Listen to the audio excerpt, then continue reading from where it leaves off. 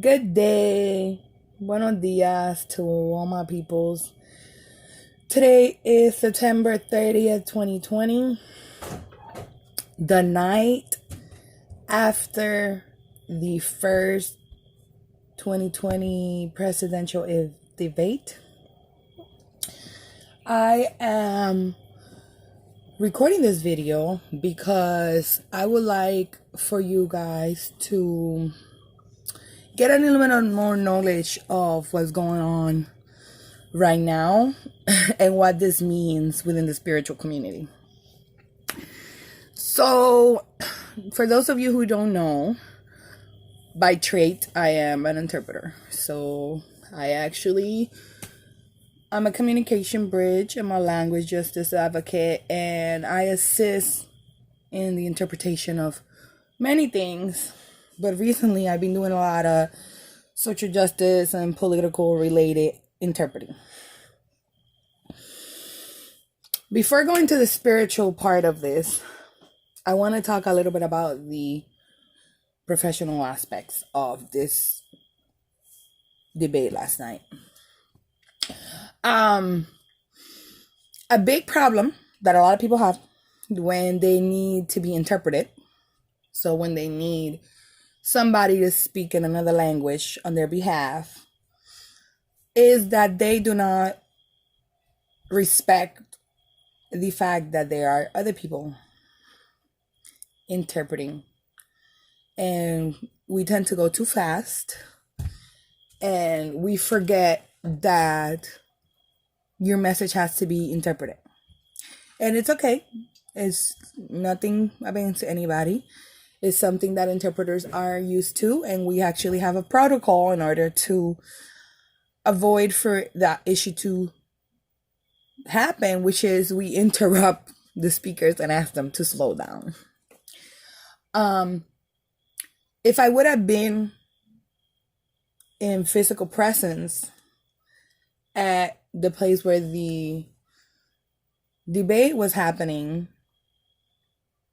I probably would have had spent most of my night interrupting the speakers last night, both of them, for them to repeat themselves, as well as for them to slow down, and for only one of them to speak at a time. They both knew they were being interpreted because other channels that are Spanish-speaking channels had the presidential debate playing. So they knew that they were going to be interpreted. And for how old and how much involvement in politics they both have, they should have known better. So I want to give you guys that heads up. They did not permit, and I say they, both of them, all three of them, even the moderator created more interruptions and more issues in order for us to fully interpret.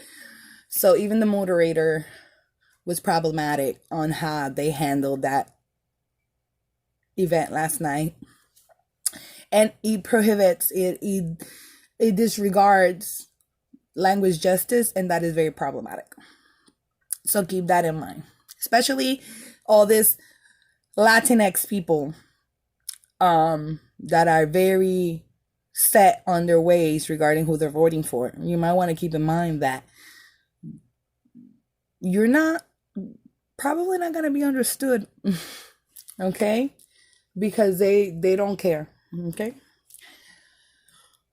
But other than that, I'm going to go into the spiritual aspects of this situation last night. Apparently, at one point or another in this debate, our president of the United States of America said a comment which has been considered a signal to the Proud Boys to stand by, right? And for those of you who do not know, the Proud Boys is, as of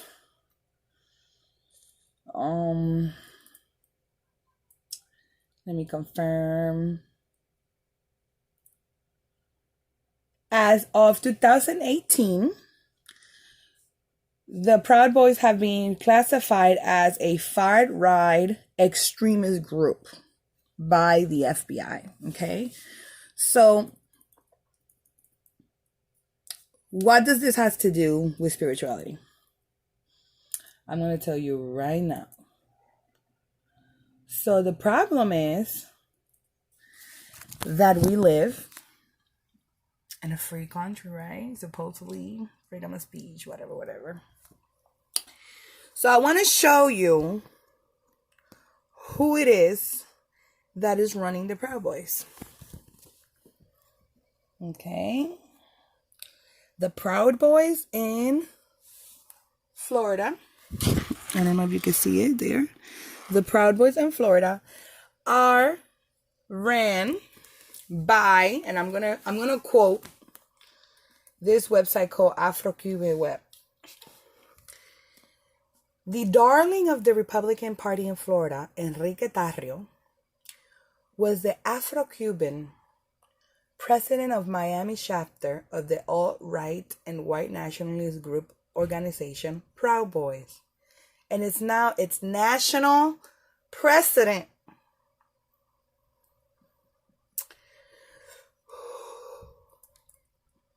So a man who identifies and who very much looks like an Afro-Caribbean person is the president of the Proud Boys.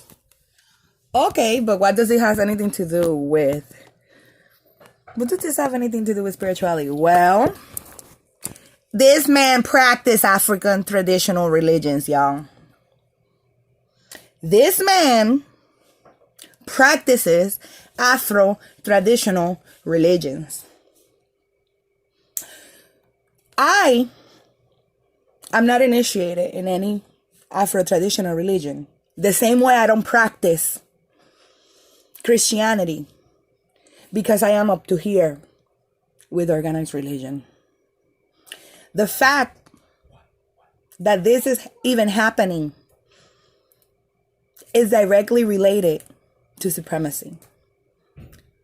The fact that people are utilizing Afro traditional religions in order to obtain power in positions of oppression is completely scary. And it is even more scary because African traditional religions practitioners, especially men with penises, with testosterone in your bloodline. I'm not talking about not cis people. I'm specifically speaking about cis men practicing African traditional religion. You guys are at fault for this. I'm going to blame it on y'all. You have permitted this to go this far. So today, September 30th, 2020, I am putting the responsibility on all initiates of African traditional religions today for the protection of our country. Because right now, we have an Afro-Caribbean, African traditional practitioner as the bodyguard of a extremist, outright conservative organization that's the terrorist organization. What the fuck? How dare anybody who practices African traditional religion speak anything against any other religions, specifically Christianity, when you guys have permitted for this man to go up in ranking to this point? There has to be a couple of babalaos there helping him with the trabajitos to get to where he's at. So I'm going to put the responsibility on all of y'all right now, especially on the initiates.